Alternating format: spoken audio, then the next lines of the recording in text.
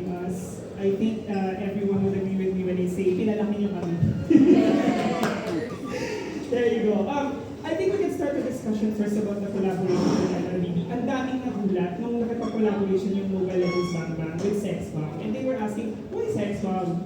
Diba? So I think we can ask first, Carla, can you tell us more about, by the way guys, Carla is the influencer marketing manager of Muton Games, game publishing, Mobile Legends Bang Bang.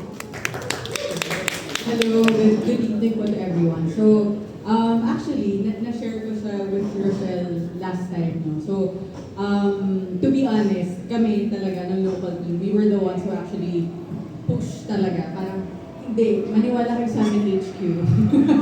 Sexbomb talaga will really pay off. So, to why we actually got Sexbomb now, we all know na, diba, parang Sexbomb as a whole, they are parang symbol, kumbaga, ng, or has been proven brand in Pinoy pop culture. And with that, with MLBB being an established brand, established game, us working with Sexbomb as an established icon, it's the perfect time to actually collaborate with them.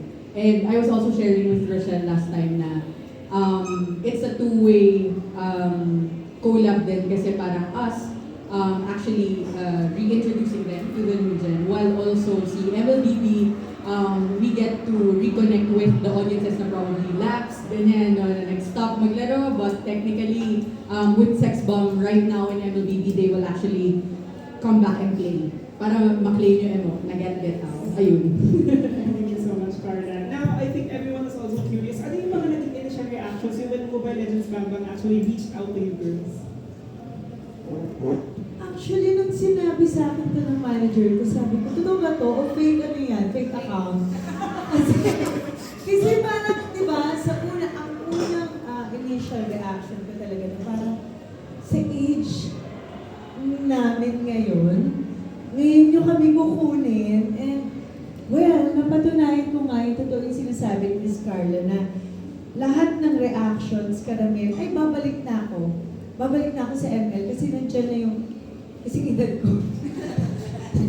so, oo nga, may mga umalis at naging bumalik ulit kasi totoo pala yung sinasabi ni Miss Carla. And kahit ako, sobrang grateful ako na parang ang galing no, perfect timing din talaga siya. Kasi bakit hindi yung kabataan namin? Bakit ngayon lang? Pero talagang well, ngayon lang kami bumalik ulit eh. And then ngayon, siguro, hindi niyo ako kukunin kung ako lang mag-isa. Iba yung mukha na magkakasama kami at magkakatabi kami. At yun yung na-recognize ng mga pinalaki ng Sexbomb na, ang sarap nilang makita magkakasama, nostalgia, makabalik na. So I think yun yung the best na nakita ko sa sinabi ni Miss T. Kahit ako nagtatake, bakit kami? Kasi ang dami-dami namang mas sikat na grupo sa amin ngayon. Ang dami-dami namang mas hataw, mas magagaling kumanta. But iba talaga yung mga pinalaki ng Sexbomb.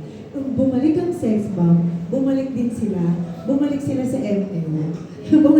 bumalik sila sa ML. Ako sobrang na-excite ako. Hindi ako makapaniwala talaga. Kasi syempre, hindi naman namin ina-expect to. Nandito lang ako for the concert. Yun lang yung alam ko. Tapos, nung sinabi sa akin yan, yung mga pamangkin ko kasi talaga naglalaro sila ng ML. Sobrang naglalaro sila. Hindi ko sila naiintindihan. Then sinabi ko sa kanila, magiging partner kami ng ML. Tita talaga ba? Tapos lahat sila gusto nilang sumama. Sumama sa akin na, tita, kailan kayo mag-shoot? Na parang ang sarap lang ng feeling na this is not just a collaboration for us. Na yung ML at Sexbomb nag-collab, hindi eh. Parang generation to generation. Meron tayong generation ng Sexbomb, mga pinalaki ng Sexbomb. But then we have the new generation na nakukonect kami sa kanila.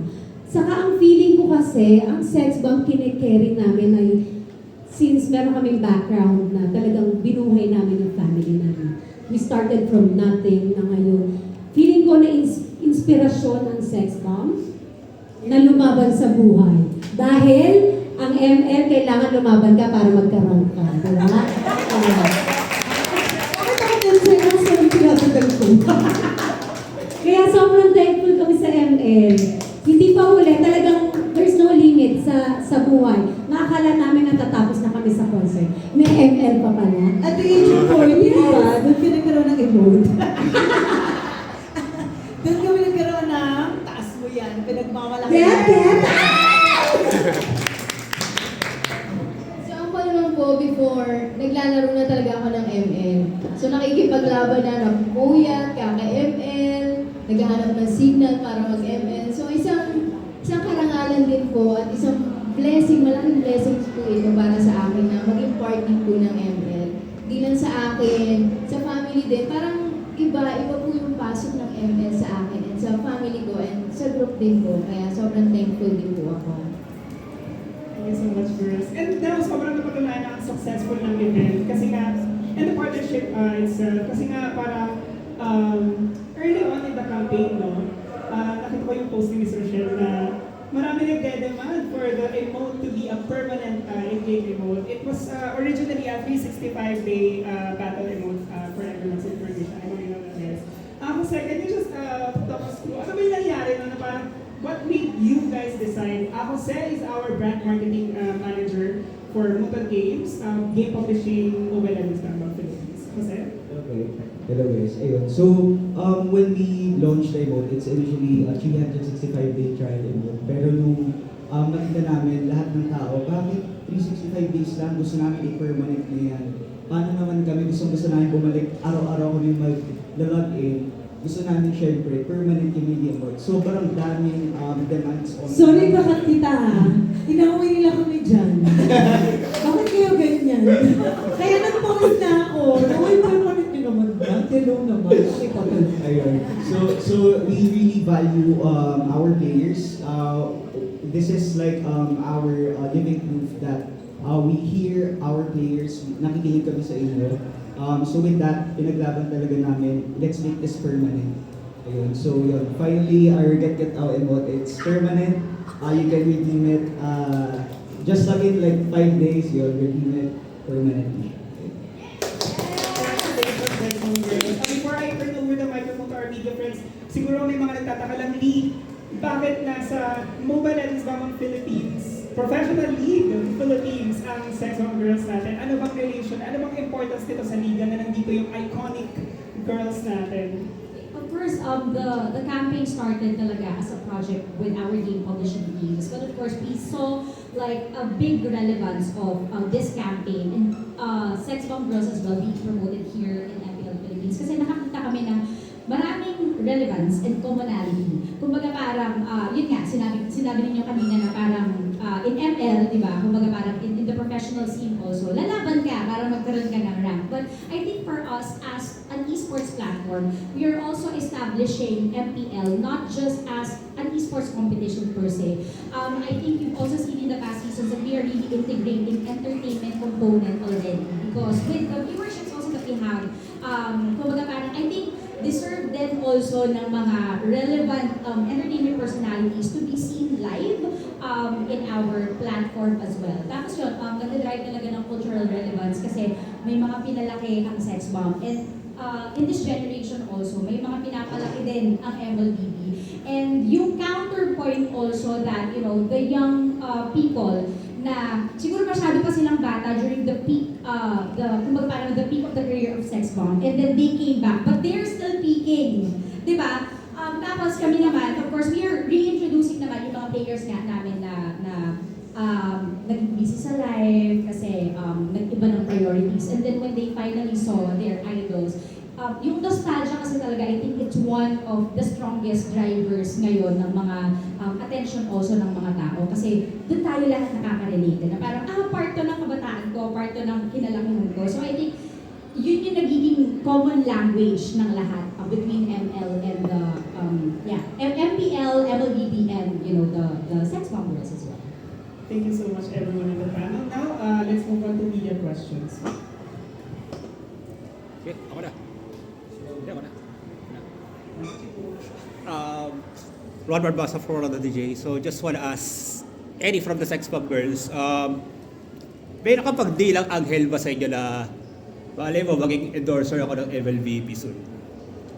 And then nagyari na nga ito. unexpected talaga na kahit kami talaga, hindi talaga kami makapaniwala na magkakaroon kami ng collaboration with Mobile Legends na nilalaro ng lahat. Kahit kapatid ko, inaaway ko noon dahil laro siya ng laro. Tapos nung sinabi ko sa kanya na magkakaroon kami ng collaboration na hindi siya naniniwala. As in, kahit ako nawalan ako ng pag-asa sa sarili ko na, totoo ba ito? Totoo ba talaga na kinukuha nila tayo? Kasi dapat siya pirmahan agad Kasi baka mamaya magbago yung isip nila. Kasi, di ba, kailangan, totoo ba ito Mobile Legends ba talaga yan? Yung kasi yung nilalaro nyo, yung nilalaro ng mga kabataan na Mobile Legends talaga, as in, baka mali yung ganun. Pero, hindi namin siya nakita na mangyayari sa amin to kapag nag-reunion kami. Na kahit naman yung world tour wala namang makakapagsabi. Ang hiniling, iiyak ba ako dito? Charot. Ang hiniling lang naman namin, round 1 lang. Isang reunion concert lang. Hindi namin alam na makikita kami ng Mobile Legends. Na para idikit nyo pa kami sa inyo, isang napakalaking event, isang napakalaking pagkakataon sa amin to na mailalagay namin sa legacy namin. Kasi simple lang yung gusto namin. Makasama lang namin lahat ng pinalaki. Okay. Pinalaki ng sex bomb. But, alam mo yun, hello, Mobile Legends, di ba? Napaka-iconic ng collaboration na round 1, isang reunion, naging 2, 3, 4, 5. Tapos, ngayon gagawin na namin yung last round namin with Mobile Legends. Diba? Ang saya. Iyak ako. Thank you. Ulit. Okay, hello. My name is Cesar from Melwis Thunder. Yung talk about being iconic, we're not only iconic for the generation of 20s and mga trentahe, pero we're especially iconic with the LGBT sector kasi as you all know, grabe iba yung epekto niya sa parang yung pagiging positive nyo, parang naalala ng LGBT culture. So, what can you say about that?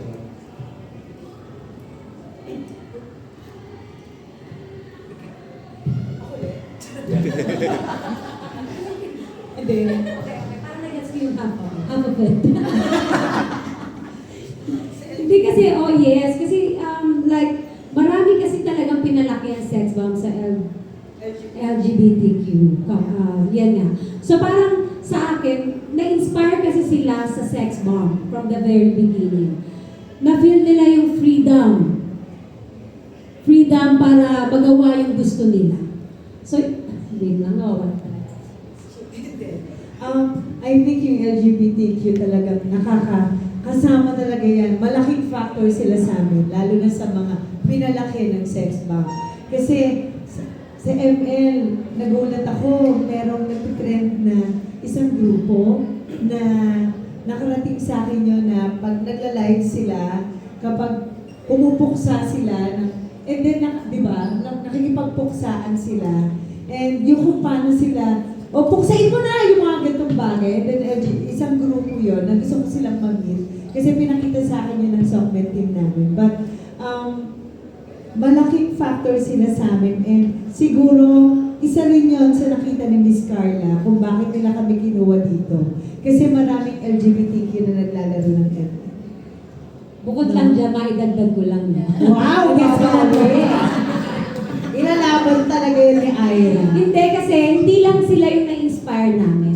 Kami din, kasi marami kaming nagagawang bagay sa sex bomb na na-inspire tayo sa kanila. Like ang puksaan. Kasi kung paano sila lumaban sa pakikipag-showdown, sa kanila namin nakikita yan. Kung gaano sila ka-powerful. Kasi hindi yan nagagawa ng basta-basta. So hindi lang kami yung na-inspire nila, sila din. Oo, kasi tsaka isa pa, diba? Kami daw nga yung dahilan kung bakit. Yung bakit Bakit sila bumatay. Lagi po nila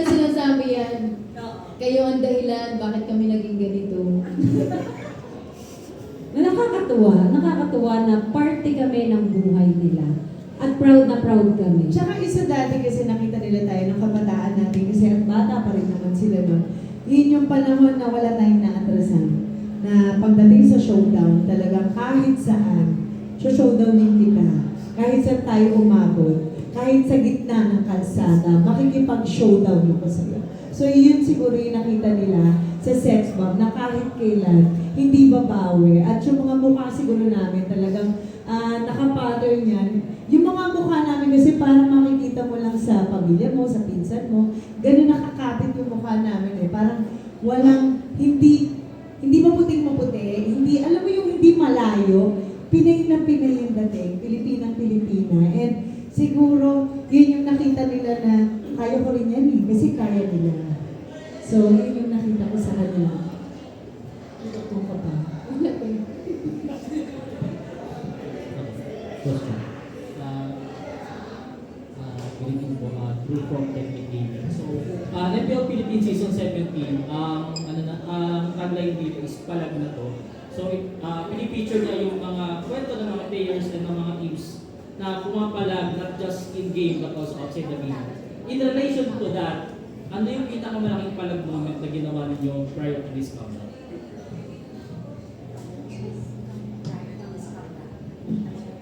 Siguro yung, I would say yung priorities namin sa life. Kasi hindi lahat kami, ito lang yung trabaho. Like me, based na ako sa Australia. So I had to give up my job just to be part of this reunion concert. But hindi ako nagsisisi. I think itong second chance sa akin ang pinaka-memorable at pinaka-masayang laban na nangyari sa akin na gusto kong ituloy at ayokong itigil hanggang kasama ko yung mga sisters ko. Oh, ako siguro yung yung palag na to sa akin, yung pinalagan ko talaga yung walang may gustong mag-produce ng concert. And, iyak ulit ako. Ano ba kayo? Hormones ba to? Binabalik niyo ako dun ha. Okay. Kasi, walang nagtitiwala sa iyo eh. Ang kinausap ko lang sila. Tapos, walang nagtitiwala sa amin na kaya namin bumalik. Sa age namin ito, baka tingin nila hindi na namin kaya. Kung ano yung mga nakita nyo sa Round 1. So, yun siguro yung biggest palag ko. At sa pagpalag kong yun, nagtagumpay ka. At mag-iiwan ka naman. Sa akin naman po, palag ko, yung biggest palag ko, before po kasi medyo mahaba-haba yung pahinga. So, nung magra-round 1, parang kailangan mong ibalik kung ano yung dating galaw mo, yung flexibility mo. So, yun yung, dun po ako na parang matinding pagpapalag yung kailangan namin. Parang mas bumalik kami dun sa before na kami na hataw sa pagsayaw. Mahabang pahinga, pumalag ka, at eto na ulit. So, yun Tsaka yung pagpalag mo dun sa, bago tayo mag-start ng round 1, yung nawala yung ate mo. Yun din po. Yun yung biggest palag ko din po.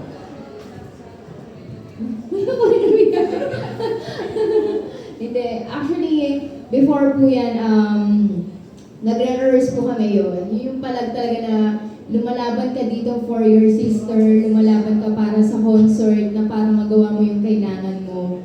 Pinagsasabay ko po yun. Pero sa awa naman po ng Diyos sa pagsabay ko, pero talagang may kailangan pong mawala. Na meron naman din pong bumalik at mga ate ko po na pumalit sa isang ate ko na mas maraming sister ang pumalit sa kanya. Na, yun, masakit pero mas masaya din po dahil nandiyan po sila para sa akin. Okay po ba yung pagpalag namin sa'yo? Parang di mo na kami pinapansin. Parang sinabi namin. Kaya na sinasabi si Ma'am, Sorry. gusto daw niya yung palag mo sa anak mo kay Shiloh. O yung anak ko, pinalagan ako noon. Kaya pumalag yung concert, di ba? Pinalagan ako na para bang, hello. Sabi niya, you're nothing. Ulitin, iiyak na naman ako. Kaya talagang binuo tong concert. Thank you so much, everyone. That was a really touching and also funny sharing moment with you guys. Again, ladies and gentlemen, Sex Bomb Girls, and